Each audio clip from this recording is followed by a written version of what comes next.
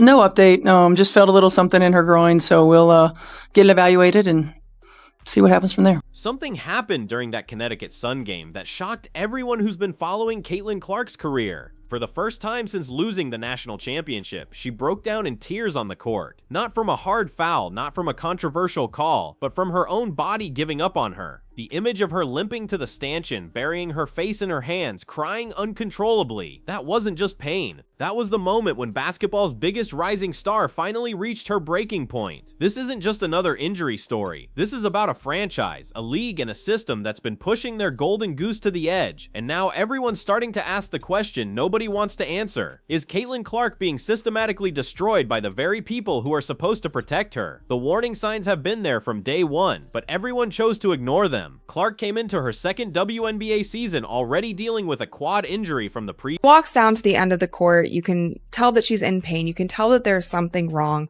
She goes to the, what's it called, like stanchion or whatever, the thing that holds up the basketball hoop on the other end. She hits her head on it.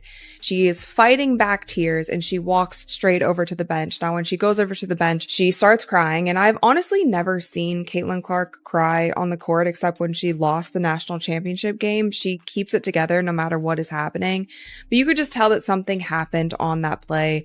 And it was either the pain of it. It was either like, here we go again. It was frustration. Then the regular season started and she re-aggravated that same quad injury. The team sat her down for a few games, sure, but the moment things got tough, the moment they needed those wins, boom, she's back in uniform again. Nobody stopped to ask if she was actually ready. Nobody questioned whether pushing her back onto the court was the right medical decision. They just saw their ratings dropping and made the call that benefited them, not her. Now we're dealing with a groin issue on top of everything else. Re-injury after re-injury, and each time the same pattern repeats itself. She comes back too early, plays through pain, and then breaks down again. If this was LeBron James, if this was Steph Curry, if this was any male superstar dealing with soft tissue injuries like this, would their franchise be forcing them to play through it, or would they actually protect their investment? The way Indiana's managing her minutes makes absolutely zero sense from a medical standpoint. Stephanie White's got her playing 4 minutes, then sitting for 5, then playing 3 more, then sitting for 6. How is anyone supposed to maintain rhythm like that? How is her body supposed to stay loose when she's constantly stopping and starting? If you've ever dealt with hip or quad issues, you know exactly what happens when you sit down cold and try to jump back in. You cramp up, you tighten up, and you risk making everything worse. But that's exactly what's been happening to Clark all season long. White pulls her right after she hits big shots, benches her during scoring runs, and has her sharing the floor with players when the chemistry clearly isn't working. There's no strategy here, just panic, chaos, and desperation masquerading as coaching decisions. What makes this whole situation even more disturbing is how the rest of the league has been treating her. Kennedy Carter shoulder checked her. Marina Mabrey tried to flatten her. She's taking hits that would get players ejected in any other sport, and somehow she's the one getting technical fouls for defending herself.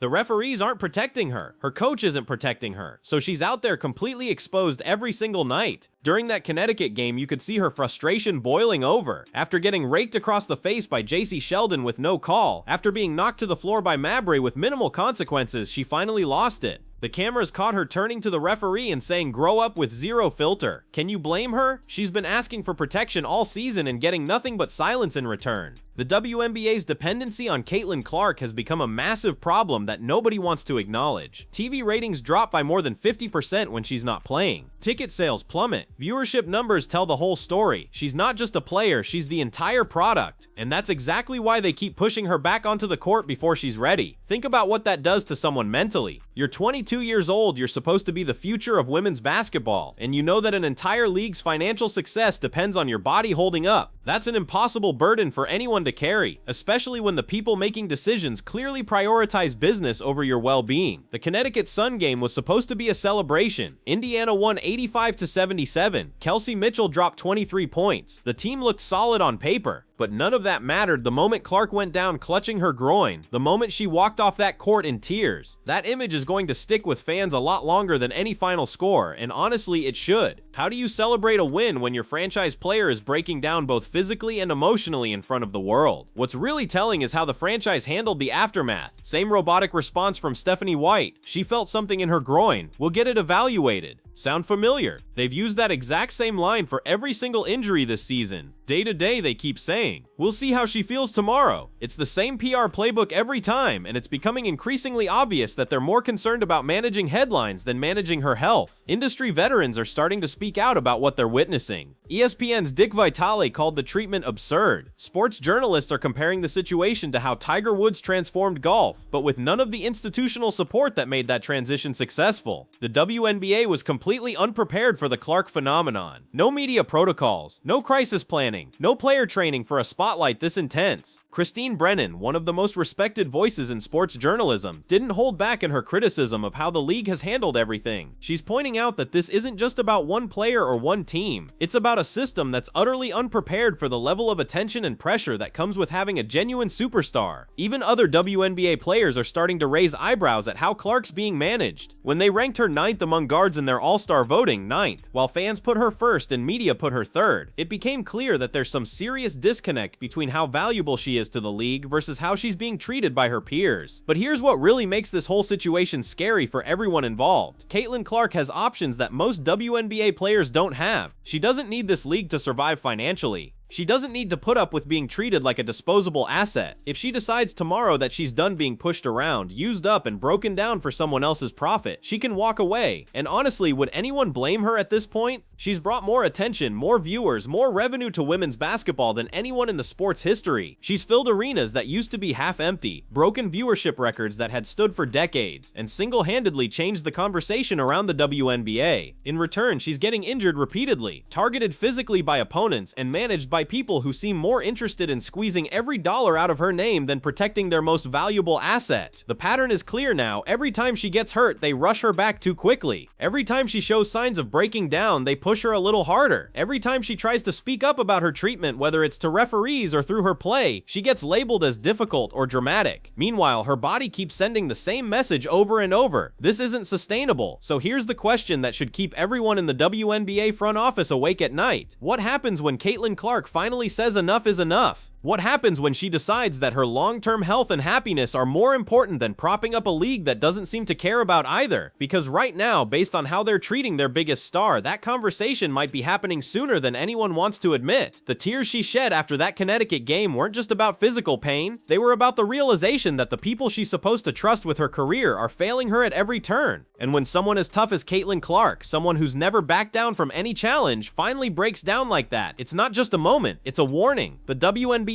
built its entire 2025 marketing strategy around having her at the All-Star game in Indianapolis. They were counting on her being healthy, being available, being their golden child who could deliver ratings and headlines. Instead, she's sitting out with another injury that could have been prevented if anyone had prioritized her health over their business needs. Time will tell whether this latest injury becomes the final straw or just another chapter in a story that's looking more and more like a cautionary tale about what happens when you treat your superstars like products instead of people. But one thing's becoming crystal clear. The way things are going now, something's gotta change, or the WNBA might lose the best thing that's ever happened to it. And if that day comes, if Caitlin Clark decides she's done being everyone's cash cow and nobody's priority, don't act surprised. The warning signs have been there all along. The question is, will anyone listen before it's too late? But let's dig deeper into what's really happening behind closed doors, because the public story is only scratching the surface. Sources close to the Indiana Fever organization have been dropping hints about internal conflicts that make the on-court drama look like child's play. There are whispers about heated conversations between Clark's personal team and the franchise medical staff. Disagreements about treatment protocols, recovery timelines, and most importantly, who gets the final say when it comes to her playing time. The power struggle isn't just about basketball decisions anymore. It's about control, money, and the future of women's professional sports. Clark's marketability extends far beyond the WNBA. She's got endorsement deals, appearance fees, and opportunities that dwarf what most players in the league will make in their entire careers. But every time she gets injured, every time she's forced to sit out games, those opportunities start drying up. Her team knows it, the Fever know it, and most importantly, the league executives know it. What makes this situation even more complex is the ripple effect her absence has on everyone else's paychecks. When Clark doesn't play, TV ratings drop by more than half. When ratings drop, advertising revenue decreases. When revenue decreases, salary caps stay stagnant and other players suffer. So there's enormous pressure from multiple directions to keep her on the court, regardless of the medical implications. The Connecticut Sun incident wasn't just about one play or one injury. It was the culmination of months of mismanagement, poor communication, and conflicting priorities.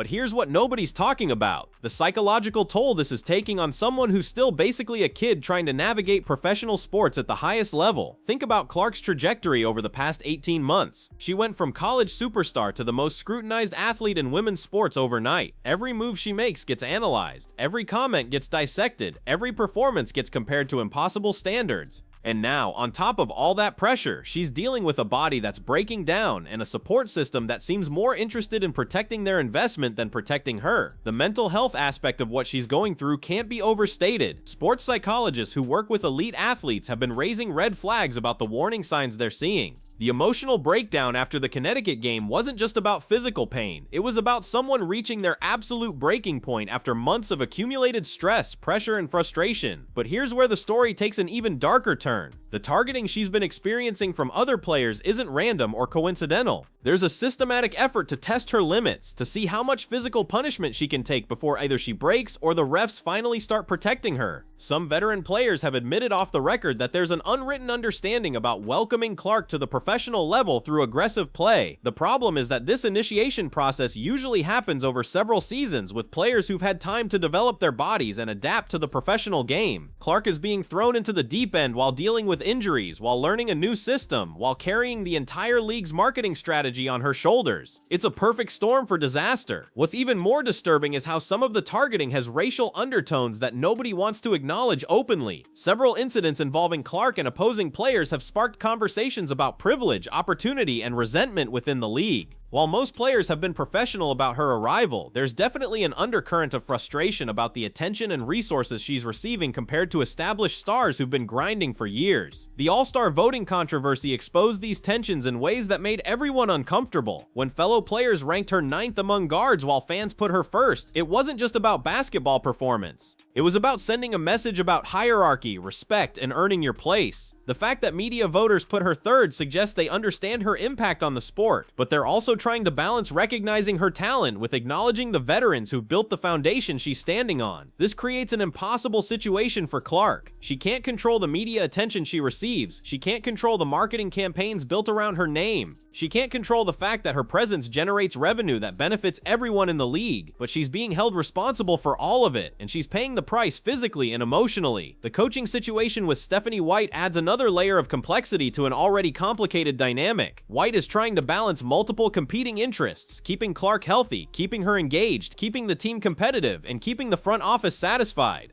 But her rotation decision suggests she's not getting clear direction from above about what the actual priorities are. When White pulls Clark during hot streaks, when she limits her minutes during crucial games, when she puts her in lineups that clearly don't maximize her strengths, it raises questions about whether these are basketball decisions or business decisions. Is she protecting Clark's health, or is she managing her usage to prevent further injuries that could impact the league's most valuable asset? The medical staff situation is equally concerning. Multiple sources have suggested that there's been tension between different medical opinions about how to handle Clark's recurring soft tissue issues. Some experts advocate for longer rest periods and more conservative treatment. Others push for quicker returns and pain management strategies that keep her available. Guess which approach seems to be winning out? This isn't just about one player's career anymore. It's about setting precedents for how the league treats its superstars, how it manages player health, and how it balances business interests with athlete welfare. The decisions being made about Clark's treatment will impact how future stars are handled, how medical protocols are established, and how much leverage players have over their own bodies and careers. The international implications can't be ignored either. Women's basketball globally is watching how the WNBA handles its biggest attraction. If Clark gets seriously injured or decides to walk away because of mismanagement, it sends a message to international players about what they can expect if they come to America to play professionally. The league's credibility as a destination for elite talent is directly tied to how they protect and develop their most valuable players. What's happening with the officiating goes beyond just poor calls or missed fouls. There seems to be a systematic failure to adapt to Clark's style of play and the type of defense she faces. She's getting grabbed, held, and bodied in ways that would generate automatic fouls for established stars, but the refs seem reluctant to give her those same protections. Whether this is about respect, experience, or something else entirely, it's putting her at physical risk every night. The business side of her situation is more complex than most fans realize. Her rookie contract limits how much she can make directly from the WNBA, but her earning potential outside the league is enormous. Endorsement deals, appearance fees, international opportunities. She's got options that most players could never dream of. But all of those opportunities depend on her staying healthy and maintaining her profile as an elite athlete. Every injury costs her money directly through missed games and appearance cancellations. But more importantly, each breakdown raises questions about her durability and long-term viability as a marketing partner. Corporate sponsors get nervous when their athletes are constantly dealing with health issues, especially soft tissue problems that tend to recur and worsen over time. The pressure from her personal team to prioritize her health and long-term earning potential is probably enormous. They're watching their client get ground down by a system that seems more interested in short-term gains than sustainable success. At some point, the math becomes pretty simple. Walking away from a league that's systematically destroying your body starts looking like the smart business decision. But here's the most disturbing part of this entire situation.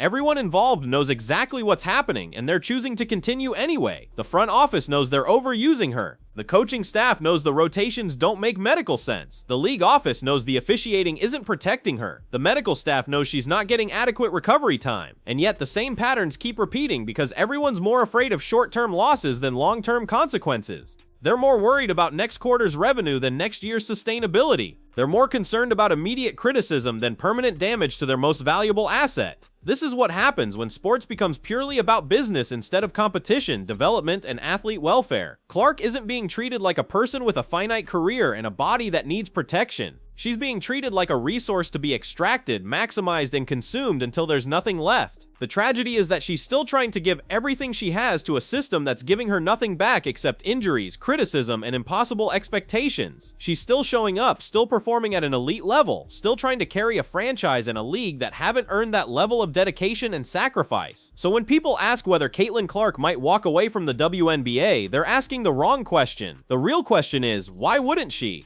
What incentive does she have to continue destroying her body for people who've shown repeatedly that they value her production more than her well-being? The answer might be coming sooner than anyone in the league wants to admit. And when it does, when the most marketable player in women's basketball history decides she's had enough, the WNBA will have nobody to blame but themselves. They had the opportunity to build something special around a generational talent, and instead, they chose to break her down piece by piece. That's the real story behind Caitlin Clark's tears after the Connecticut Sun game. It wasn't just about pain or frustration or one bad night. It was about the realization that the people she trusted with her career had failed her in every possible way. And once that trust is broken, once that relationship becomes purely transactional, it's almost impossible to rebuild. The clock is ticking, and every day the WNBA continues down this path brings them closer to losing the best thing that's ever happened to women's professional basketball. The question isn't whether they can afford to change their approach, it's whether they can afford not to.